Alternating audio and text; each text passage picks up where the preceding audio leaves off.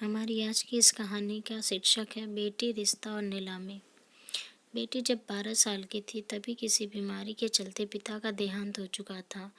माँ गांव के एक सरकारी स्कूल में प्रिंसिपल थी। तब से अकेली माँ ने ही बेटी को पाल पोस कर बड़ा किया, अच्छी शिक्षा दी, संस्कार दिए और सिलाई बुनाई से लेकर घर का हर काम सिखाया। माँ का नाम मिसेज मेहता है। बेटी अब जवान हो चुकी थी और अपनी बेटी की शादी को लेकर चिंतित रहने लगी थी, जिस वजह से माँ जी अपने गांव के पंडित से बेटी के रिश्ते की बात चला रही। मिसेज मेहता बोली कि पंडित जी, जरा मेरी बेटी के लिए भी एक अच्छा सा रिश्ता बताइए। तब पंडित जी 2 दिन बाद एक अच्छा रिश्ता लेकर मिसेज मेहता के घर आए और लड़के की फ़ोटो दिखाते हुए बोले कि लड़का अच्छा है, पढ़ा लिखा है, बड़ी कंपनी में इंजीनियर की नौकरी करता है, माँ बाप भी अच्छे हैं, इस रिश्ते को हाथ से मत जाने दीजिए, पसंद हो तो बताइए, बात आगे बढ़ाऊँ। फोटो देखकर और पंडित की बातें सुनकर माँ को रिश्ता और लड़का दोनों सही लगा। लेकिन इससे पहले कि माँ जिस रिश्ते के लिए हाँ करती, उन्होंने अपनी बेटी को लड़के की फ़ोटो दिखाई और सब बताया।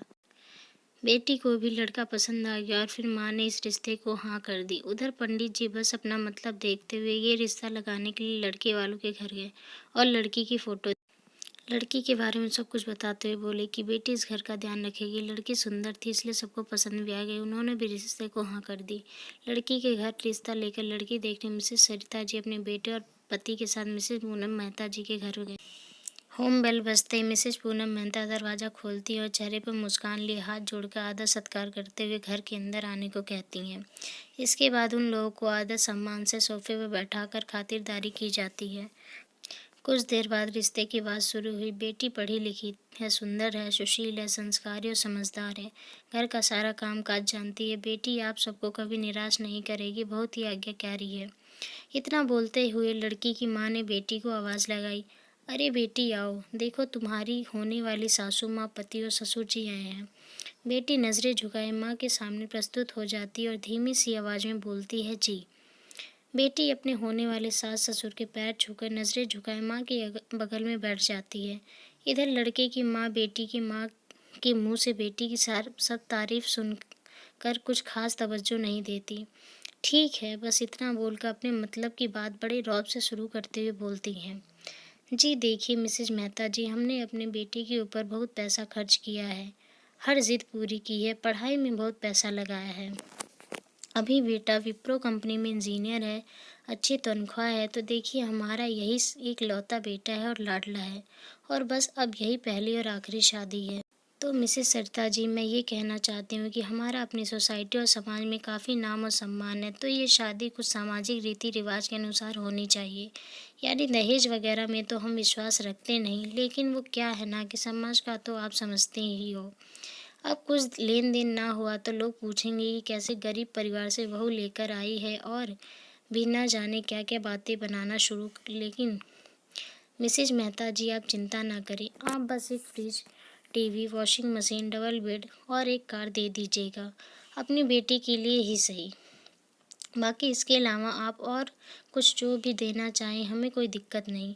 मिसेस सरिता की सामाजिक रीति रिवाज की दुहाई देते हुए इतनी लंबी लालच से भरी बातें खत्म होने के बाद कुछ देर तक सन्नाटा पसरा रहा।